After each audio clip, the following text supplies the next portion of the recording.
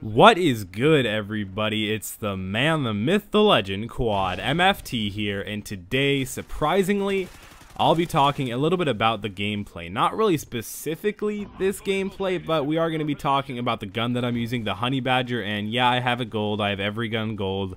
Long story. You guys got to tune into my live streams. I do that a lot. I actually live stream every night, and I will be tonight from 7 to 9 p.m. Pacific Standard Time, within a few minutes of each other, you know, maybe ending a little bit late, starting a little bit earlier. Like, you guys know I can't be perfect on everything, but the link is down there in the description below. It's a lot of fun. I really answer all your questions, but today we're here to talk about the Honey Badger. In my opinion, everybody probably started out using the Honey Badger when they first got Call of Duty Ghosts, whether it be last week, whether it be right when the game came out, maybe people like me got it a few days early. This was really the gun that I started out using, and it's really good. But after that, some people, you know, they kind of moved on to using things like, especially the new gun like the Maverick or the SC2010 or the AK-12 or the MTAR or the Vepr, all these different guns that are, you know, widely used guns. The people kind of got, you know, tired of the Honey Badger, but I honestly think that the Honey Badger is easily, probably, I want to say, the best assault rifle next to the AK-12. Now, the reason why I say this is just because the fact that it can be even kind of used as a submachine gun.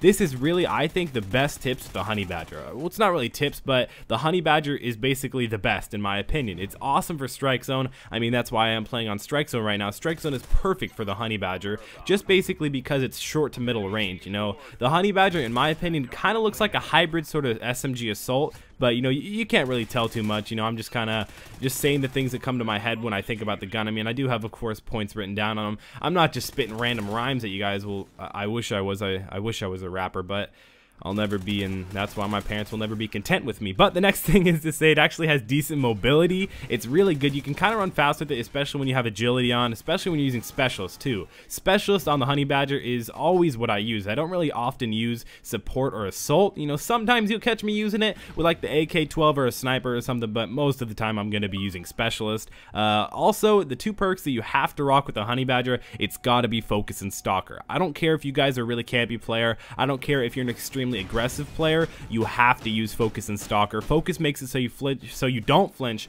when you get hit, and Stalker makes it so you know you walk faster when you're aiming down sight, so you can kind of do that around corners. That's definitely a tip that I always suggest to you guys. I know a lot of people say that, but it really is true. You gotta walk and aim down sight and around corners. It really does make a difference. Again, like I said, Specialist is basically the best with the Honey Badger. Assault's okay, Support's okay. Red Dot and Extended Mags. Let's talk about the attachments for a little bit.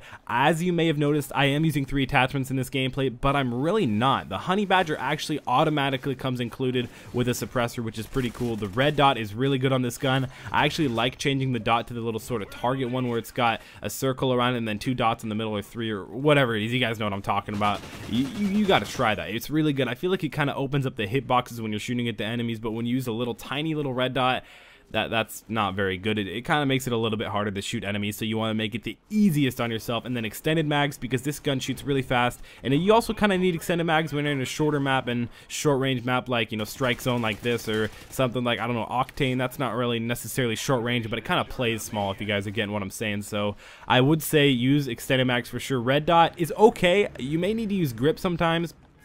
Don't get me wrong, the recoil on this gun, it can get a little bit heavy and a little bit jerky everywhere. It's kind of left to right and all around. It's not really necessarily vertical up and down, but I do think that this gun is really good. Again, the Honey Badger is probably the best assault rifle in the game next to the AK-12. It kind of really depends on your playstyle too, but I hope you guys enjoyed this video, my tips with the Honey Badger. I know a lot of people probably made this video towards the beginning of Ghost, but I thought I'd kind of refresh your minds and kind of tell you guys that, you know, this gun is still around. You can still use it and it's still really good. So I hope you guys enjoyed. Remember to leave a like down below. I will be live streaming tonight, twitch.tv/QuadMFT, link down in the description below. I'll be uploading a video saying I'm streaming. Make sure to follow me on Twitter, Instagram, Facebook, subscribe to my YouTube if you beautiful people haven't already. It's been QuadMFT, and I'll be seeing you guys in my video tomorrow and my live stream tonight. Peace out.